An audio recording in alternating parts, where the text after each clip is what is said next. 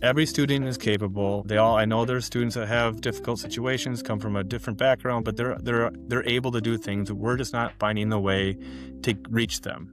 I think that's my biggest struggle is I think the divide between adult and student both stuck on their own ways, and Mm-hmm. allowing us to come in the middle and meet in the middle. 'Cause you can blame both sides. I think that's the biggest struggle I have right now and challenge is finding that middle ground and allowing us to work together. I feel like the world right now we live in, it's a divide. We're too polarizing. Let's come together, and it's not every day, but I think that's the biggest over-encompassing problem that I see in education right now. Hello, everyone, and welcome to the Brighter Together podcast. My name is Janet Courtney, and my special guest today is Sam Wakefield.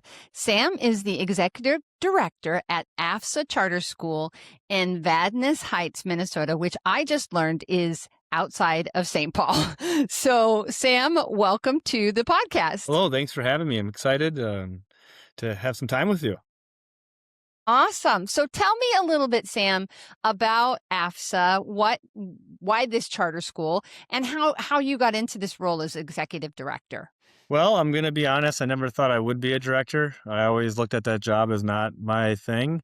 I started as a phy ed and health teacher and a coach. I'm like, this is the dream. This is cake. Like, how could you ever leave this job? Like, it's the best. I got to wear shorts to work and play and hang out with the kids. But over your career, you want to improve and get better. And over my history, Right. I like student behavior, and that's kind of triggered the admin world. And I just slowly became like a dean of students and assistant principal. And then this job kind of fell in my hat with some turnover here. And I applied here 3 years ago, and I explained to all my tours and students a little bit about our school. Like, I knew nothing about our charter school, right? You said AFSA Charter, which is the Academy for Sciences and Agriculture, and no one knows what agriculture was. So, and I Oh, was, yeah. Mhm. I was 4 jobs I applied to. It was number 4 out of 4 because I just didn't know. It was just a job on a job posting, right? But once I came here, then I understood what it meant. And it went from 4 to 1. I didn't even take the other 3 because I saw what was happening here and I wanted to join that. And I just slowly bought into here, and the community accepted me. So now I'm sitting here as the executive director now. And 15 years ago in the gym, I never thought I would be doing this, but that's education. That's the point of school. And Yeah. you're always wanting to get better and learn. And that's Yeah. life. Life takes you down all kinds of roads you never thought. I always told my husband, I said, man, our kids, they stretch us in ways I never thought I'd do. I never thought I'd be the mom, the wrestling mom in the stands screaming for my kid to flip him over, whatever it is. I don't know. I don't even know what I was saying half the Yeah. time, but they do. The life just takes Yep. you, and it is a ride that you don't get there's only one way to get off, right? And that's not a way most people, and we all do Yeah. it, but let's not do it anytime soon, right? No. So tell me about AFSA. I was, just so you know, I'm a little bit of an agricultural Okay. kid myself. I was born and raised in Grand Island, All Nebraska. right. So my grandparents lived on a 120-acre dry land farm for my father was raised on. So I know a little bit about it, but I would love to hear, and I'm sure you have way more knowledge than I do. I just grew up in that environment. So I came in with nothing. So like I was on ground floor. I was like, I give my tours. I'm like, I was you. Like I'm still learning. I think the Mhm. biggest component, what I explain is I know agriculture, everyone thinks farming. Everyone thinks we're a farm Mhm. school. You have to be a farmer. And that's not what it is. Like I was about 80% of at least Minnesota agricultural jobs are actually outside of the farm. So we have a lot of big Minnesota corporations like General Mills and Cargill that it's agriculture. It's where everything comes from. Our food, our Mhm. clothes, everything. So we have classes like food science, like we still have welding, we have wood shop. We actually have a greenhouse on our high school campus where students learn how to plant, take care of the plants, water them, and they're in charge, they're hands-on, and then we sell all of our product back to the public on Mother's Day weekend. So it's all these things that teaching our students that there's way more in agriculture than just the whole farming thing, even though farming is a big part of it. That's just where it Yes, starts. yeah, Farming is exactly. where it starts. Um, Yeah. Yeah. yeah, so it's trying to teach kids different ways. I know college is great, but we try giving students a different blends. Like our school is a normal school. You can get your diploma. You can come here and know nothing about it, want nothing to do with it, just want my high school diploma, and that's fine. But it's just like our extra lens, I say, that it allows students another opportunity for leadership, to expand their knowledge, to use their hands, to get out and experience what it means to be in the agricultural and science. The science is a big part of it as well. So it's just an Right. extra component of our school, but that's a little bit Yeah. what it is. And science and agriculture go Yep. together, right? Yep. They just really do. You cannot. I mean, there's so much science that goes into how you grow your crops, rotate your crops, and all of that from that perspective. But then what happens to it after it is harvested, and where does it go, and what do you do with a soybean, and how do you keep corn from rotting in the bin, and all of that Yep. stuff too. So Yeah. yeah, yeah. Fascinating. And cotton, that was something when we moved, we lived in Michigan. I told you when we started, we lived in Michigan for 19 years and we moved down to Corpus Christi, Texas 4 years ago. I didn't realize there were cotton fields on the way Yeah. down. And I was like, oh my gosh, honey, look at that. Cotton. That's cotton. And it was, of course, blooming because it was harvest time when we were moving down. And I was like, I didn't grow up around cotton. I don't know that much about cotton. I mean, I know that if you pick it, you can, from the movies, you can get cuts on your hands. That's about it. Yeah. It's like, but that's, I mean, I'm wearing a shirt. It can be synthetic or it can be cotton or it can be a blend or whatever. And that's all part of it too. Yep. So So yeah, yeah, it's very cool. just an extra little lens. So Yeah, yeah. So how do you as an executive director then um advertise and get kids to come to your school? What is the draw? I mean, obviously the agriculture and the science piece of it, but where does that how do you guys as a corporate entity, because you're still a school and you're still trying to get kids to come, how do you get them interested in coming to your school? well, that's a really actually good question because you should take the agricultural and science out because that's not why students are coming here. I Okay. give tours, I said before, and like I talk to families. We're always, doing the Google ads and having events. But when I speak to them, I'm like 95% of the kids that come here don't know what it means or why they're coming. They're not coming for our name. It's through what has been told to them from other families, other students, and a big thing is we have a kind of two sayings. One was it's a place to fit in and a place to stand out. So we're a small community. Every teacher knows everyone. We have about between 370 and 450 students, depending on the year and stuff like that. But like it's the impact we have on students. That's the number one goal. Agricultural and science, great, getting math and all that, but it's we individualize to make sure that each student is successful and we pave a Mm, path for them based on what they need. We have a very unique student body. I have students that love the ag world and go headfirst into that. We have students that want to be athletes or doctors or lawyers. We have kids that want to go to college, some that want to go welding in the trades. And we have some kids that don't know or come to us that need a fresh start. So like it's allowing us to adapt to every student. That's what brings students here. A lot of them were said, "Come here." They've did a huge impact on my student. We have some. It's a small class size. It allows students to be themselves, and uh, awesome. yeah, it's a place to fit in and stand out. Was our motto that we always live by. So Yeah. So what age do you start? What grade do you start in, and do you go all the way through high school? we're the whole bang. We have pre-K we added last year all the way to 12th grade. So that we Awesome. kind of grew backwards. I wasn't here through the growth. We've been here for 24 years. The Hmm. previous director was here for 23, so I'm the next. I'm learning from the smartest one of them all because she has all the knowledge. But Wow. we were a ninth, 10th grade. And we kind of slowly grew backwards and into what we are now. So Yeah, it's interesting. Schools, charter schools, I've seen that as I've done. I think you're like number 184 of these podcasts that I've done. I've talked to little schools, big schools, public schools, charter schools, yep, private schools. I've talked to them all. But one of the things about charter schools that I have seen is they either start somewhere kindergarten and up, or they start high school. And then if they go backwards with the kids, or as the kids get advanced, they get, okay, well, now our kids are going to be third graders yep, and fourth graders and 10th graders and et cetera, et cetera. And that's how they grow. So, yeah. um, I think yeah, the original it's intent interesting. was just to be a high school. That was its original, like, philosophy. It actually came Mm-hmm. from the U of M, because these corporations like Cargill weren't getting the right employees, and then they would go to the Mm, U and say, we're not getting the right workers, and then the U would say, well, we're not getting the right students. So it kind of trickled down, and that's kind of how this formed. And then it obviously, just like my career, the school changes and adapts, and here we are yeah. today. So Yeah. But the history is there, yep, and so the name sticks, right? yeah. Absolutely. Absolutely. That's fantastic. So tell me about your passions. What things drive you with what you do? Where does Sam fit into all of that? Where do I fit in? Uh, the touche answer of always saying all my family members were educators, right? Because that's where we all say it, and it's true. Mhm. Um, I just really like what I do. I'm busy. The charter school world, I love being in it because you have hands. I like having my hands on everything and being involved.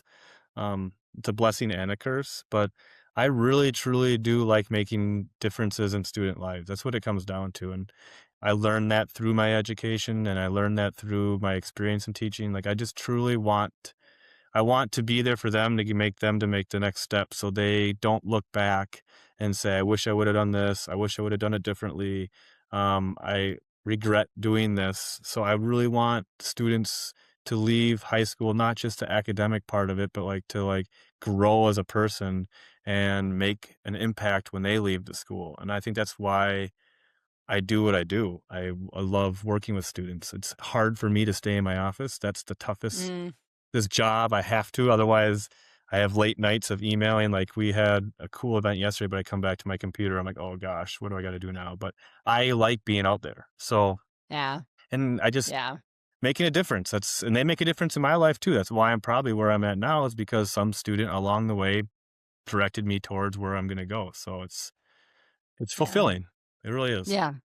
Yeah, and that's something that I think that I hear a lot from teachers, and administrators is it's a hard job, and it's not a job you're never gonna be a multimillionaire doing this job, but the what you're paying forward and what you're given back is the and what you do, you don't even get to see all of it. I mean, we get to see some of the rewards of it, but there's so many things that kids are gonna remember that you did that you it was just a typical day, right? And that's cool. That's a really cool thing, I just found a and, letter. I was going through some of my stuff in my house, and I found it was like my second year teaching, a letter from a senior, like thanking me because she hated gym class. But for some reason, we came in, you made it better. I was like, that, those are the things why I like doing it, because yeah. it was fine. I found it. It was 15 years later. So I kept it. Yeah. Yeah. Yeah, because it matters. And she's better because you were in her life, right? It's very, very cool. That's very cool. So, what would you say is your biggest challenge? I think the student, I think we need to, there's two parts of this. Students are changing. I don't think we noticed as much growing up because there wasn't, we always blame social media, but our world is changing, and so are students. And I think sometimes us as educators are not changing as well. So we get in this divide where I've done my way and it's worked for so long. I've taught for 10 years and it worked. Well, we're seeing a shift. And I think if we keep doing the same thing over and over again and it's not working, it's insanity, right? So I Right? think that's the biggest struggle I see. Every student is capable. I know there's students that have difficult situations, come from a different background, but they're able to do things. We're just not finding the way to reach them. I think that's my biggest struggle is I think the divide between adult and student both stuck on their own ways, and Mhm. allowing us to come in the middle and meet in the middle, because you can blame both sides. I think that's the biggest struggle I have right now and challenge is finding that middle ground and allowing us to work together. I feel like the world right now we live in, it's a divide. We're too polarizing. Let's come together, and it's not every day, but I think that's the biggest over-encompassing problem that I see in education right now. So One thing I often hear from school leaders is, I just want a partner who puts students first. At Lighthouse Therapy, that's exactly what we do. We don't have outside investors and we don't answer to shareholders. Instead, we answer to school leaders like you, those listening to this podcast. Whether you're wanting virtual, hybrid, or in-person therapy, our systems are designed to make your life easier and your team stronger. We are a therapy company run by therapists for therapists for the betterment of students.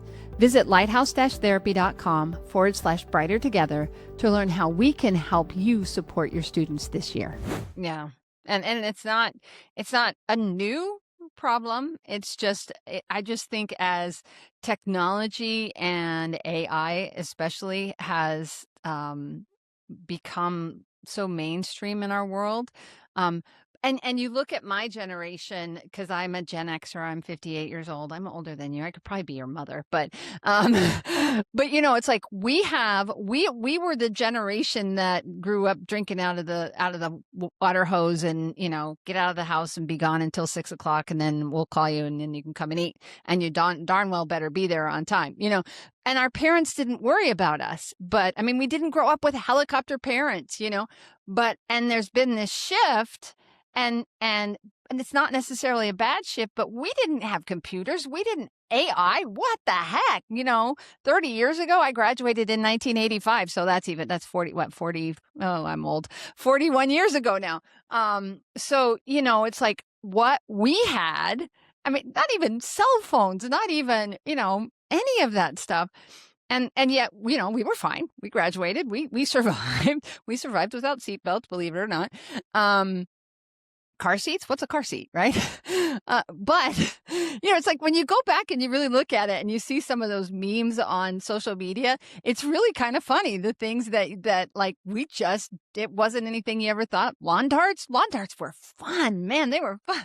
We were It throwing still them at can each be. other. Good grief. Yeah. And merry-go-rounds. I love merry-go-rounds. That was my absolute favorite. And when they took them off of the playground, I was heartbroken. It's like, oh no, you gotta keep the merry-go-round. Anyway, I digress completely, but that's not the world that we live in today. That is, and it shouldn't be. We should grow and change. But how do you? And I think that as my generation gets older and retires, and this is a sad thing to say, but I truly think that shift, when that shift happens, that you're going to see more acceptance, and because every generation goes, I know the right way to do it, right? And I'm the one that's in charge. Well, when my generation isn't in charge and a younger generation comes in, I do honestly think, and please don't write me and tell me I'm being narrow-minded, because I'm not trying to be. I'm trying to make a point of there are older people like myself who get it, who are like, we want to embrace a change, but help us, show us how, help us. I half the time I can't even use my phone because I don't know what it's doing, or get on my computer. Well, I have smart people. I run a tech company, and my family loves to tease me that I'm the least tech person out of everybody in the company, and yet I'm the CEO. Well, what do you do when you don't know? You put really smart people around you, right?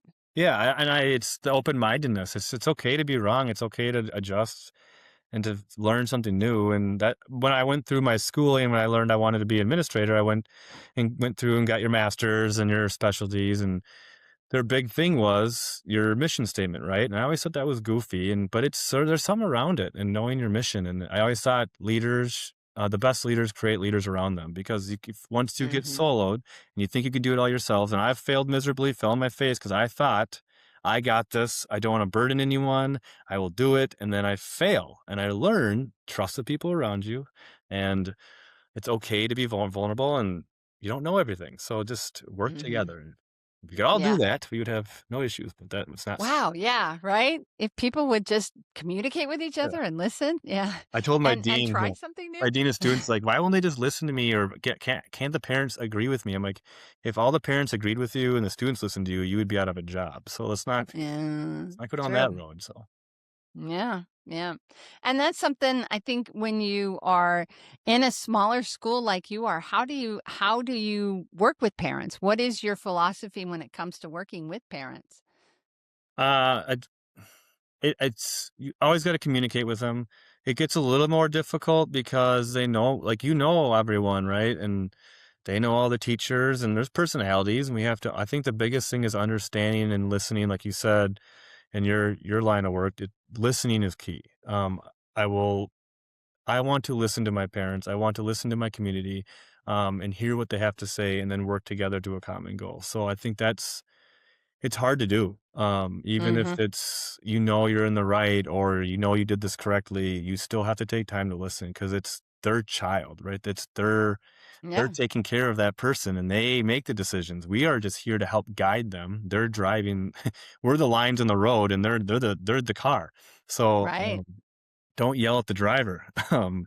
But it's just finding I common love that. ground, and it's okay to have a disagreement. Like, I'll have parents in my office, I'm like, "It's okay to be mad, it's okay, let's just work together and just be honest." There's gonna be ups and downs, and that's just being communicate often, right? Um, Yeah. Yeah, one of the things we did a whole series before I started the podcast. We did a whole series on conflict resolution and how to deal with conflict resolution. And one of the things that I have always taken away from that, and even before we did that, was there isn't always, like, everybody thinks they're right. yep, Everybody thinks that they are right. I think I'm right. I mean, but I'll tell you, with maturity comes the wisdom of saying, "Oops, I'm wrong. I made a mistake." It's okay to say I made a mistake, right? And get that, or to look at exactly what you said is like, let's come to a common ground and go, okay, that's not necessarily how I would have done it, but that might work, and it might work better than my plan. But finding that middle place, and we talk about, I try to stay very, very out of the political arena yeah, because me it's too. just we're so divided in this country anyways, but there's, on both sides, I've said this a million times on the show, I swear I have. Either side wants their kids to get a good education. Either side, both sides love their children. Both sides want what's best for their children. That's why we're all fighting so hard to get what's best. Now, what I think is best and what you think is best is different, but that doesn't mean that it's wrong. It's just we have to figure out what that middle ground is so that we can go forward instead of just sitting here and back and forth, right? I've said the same thing I'm like, "We are all in educators. We all are here for a purpose. It's not an Mhm. easy line of work. There's other jobs that you could go to with less stress. We're not here to terrorize your student. We're here together." So I really like how you stated that. It's 99% of the educators are here to make an impact. So let's just work together. And Yeah. Yeah. And that's the whole point of Brighter Together. It's like, I just want to talk to the people that every single day you're out there, you're fighting for it, you're fighting for your kids, you're fighting for the students that God has put in front of you yep, to serve. And that's it. That's exactly what we do here. We fight to serve those kids because the devil doesn't want us to be successful. It doesn't there's no I'm a Christian. I'm not going to, I never shy away from my faith, but nobody, the universe, if you want to say that, I don't care what you want to call it, but it's not something that is just given to you. It's not something that's given to the kids. They have to do the work. The parents have to help cooperate with the school as well, and the school has to cooperate with the kids, and the kids have to cooperate with the parents in the school. It's all three pieces of that have to come together in order for those kids to be successful. And when you do it well, you get exactly what you've got, which is a beautiful opportunity for kids to learn. And I love the fact that you said at the beginning, learn based on where they are. I'm seeing that more and more. So if you could expand on that just a little bit, like, the opportunities that kids have to learn based on where they are and what their interests are, and making it kid centered. I think that is such an amazing thing. That's what IEPs are, right? But we've taken the IEP and applied it more. I think that's a yep, simplified yep. analogy, but it's kind of true. Yeah, it's um like the 504 experiences, and parents will come in and say, "I have a 504." Man, that's great. I'm going to promise you, though, you'll give us that 504 and you'll forget it exists because it's just kind of a natural thing we do at our school. We want to meet the needs of the student. But like what I mean by like meeting where students are, we have such a unique student body that when they come in, my goal is to find out what works for you, what doesn't work, what's your challenges, what's your roadblocks, like what are you here for? That's a big thing. Like, what's your goal? Let's get you there. All of our goals are different. Some just Hmm. need to get out of their senior year. They might have 65% in every single class, but that's winning, right? That winning looks Yeah. different for everyone. So I have kids that want to go on CDE competitions and small engine stuff and go above and beyond and be an FFA member, and they want to take care of take advantage of every single opportunity that's given to them. But I also have students that come here is like, I am 1 year behind. I need some hands-on help to get me to where I need to go. So it's like between that and the high achieving, we're able to meet with them and get into where they need to go. Then that's not because of me or the school. That's because of the staff. Because if you don't have, it's a lot of work. Mm. It's Mhm, tiresome. mhm. You can't have the, "I'm gonna come at work at 7:30 and leave at 3:30 every day. No work goes home. I'm not grading at home." If we had that won't get those students there, and that's okay if you are an educator like that, but I have such committed staff here that they just want to help, and what Mhm. they can do, and every day is different. I could give you a million examples, but, that's kind of our Yeah. philosophy around here, so Yeah, and that's fantastic. And when communities know that that's what you want for their kids, um, it just attracts them. And then word of mouth, right? yep. Word of mouth. That's the And best one. if we don't we're not it's not like a 100% success rate, right? And I'm like, You will make mistakes along the way. Just because we wanna help you, it's okay to embrace the mistakes and move on and use them and go on to Yeah. your next challenge, Yeah. so Wow. 100%. 100%. So, one last question. So, Sam, if you could miraculously fix one thing, just one thing, can't be money, can't be money, in your role as whatever your wherever your role is, all of the things that you think about that are your role, if you could just fix one thing that you would never have to deal with again, what would that one thing be? to make sure everyone feels confident. Um, Mm, Both sides, I think that's the way we lose whether our ways aren't working or our teaching style's not working or students are not doing so well in class. I think it all comes down to self-confidence.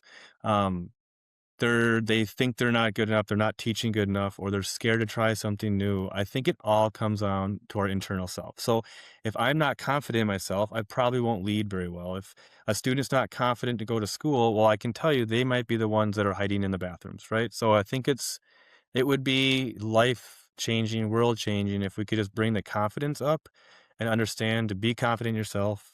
It won't bring perfection, but it will allow us to at least take 2 steps forward and 1 step back instead of the yeah, opposite. So yeah, yeah, that's for my sure. off the top It's of a my great head. one. So It's a great one. It's a great one. I'll tell you, I tell people, it's like, how do you start your own company? I've been asked that question. How do you start your own company? How do you get to where you are, Janet? And it's like, I just kept doing it every yep, day. You just do it every day. You have to believe that I felt like this was what I was being called to do. And I have been called to do it.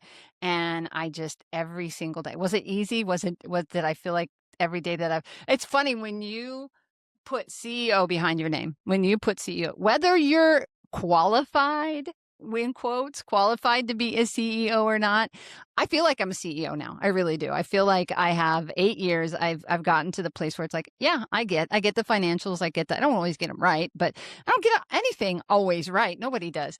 no, But you just keep. I used to tell people, fake it till you make it. You just keep doing it. You just keep believing that what you're doing has power, and and there are people that are not going to believe in you, and there are people that are going to go, wow, wow, and when you have that confidence, I love it. I'm going to really age myself right now. Jean-Luc Picard was on a planet somewhere in Star Trek, and he was, whatever this planet was, he was with his medical officer, and I can't remember her name, but and it was like you could tell other people's feelings based on what they were, and someone's going to go, oh, I know exactly what episode that was or whatever. It's one of those things that stuck with me. And all of a sudden she knew how he was feeling. And she's like, which way do we go? And he's the leader, and he's on a planet. He doesn't know anything. He's like, this way. And she stops and she says, you don't really know. I can tell you don't really know. And he's like, no, I don't know, but that way looks good. So we're going that way. It's just a decision. You just make a decision and you go with it. And remember how I said, if you make a mistake, you admit your mistakes and you yes, go, oh, I screwed up. You have to, when you're a leader like that, you have to go, yeah, it was my decision. You have to own it.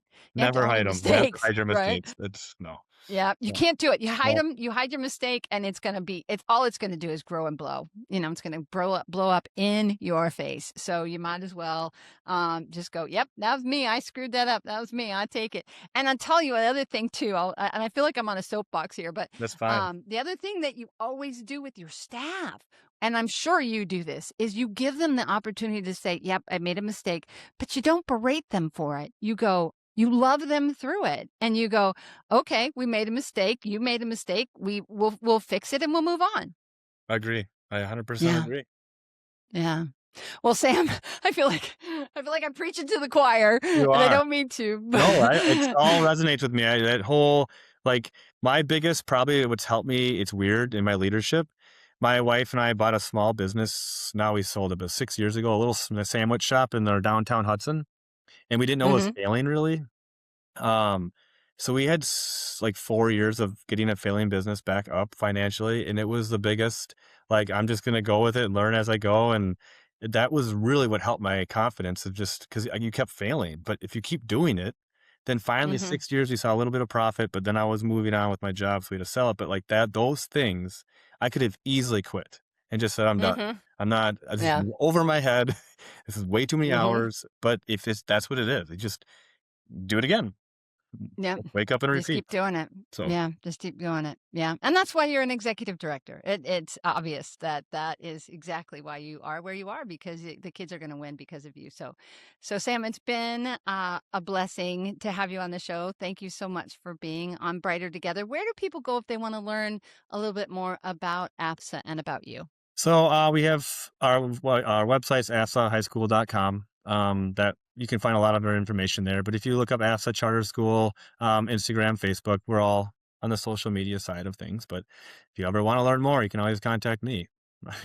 Awesome. So, And AFSA is AFSA for those of you. I yep. mean, I know you've said the whole thing, but I wanted to, for those of you that are listening and not on the video or whatever, I just want to make sure people have that. Yep, you're So correct, AFSA, but you can probably do it about 15 different ways because we obviously, as our school adapted, our names changed, our websites changed, the URLs. It all, if you Google it, you will get there at some you'll point. find we'll find you. Yeah, absolutely, absolutely. Google's amazing. Yeah, for sure.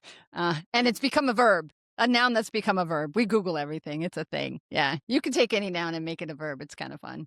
So awesome. Well, stay warm. I know that the weather is supposed to be. It's January 22nd right now, and it's supposed to be cold. So stay warm, and thank you once again for being on Brighter Together because we're brighter together. Thank you so much for having me. Absolutely.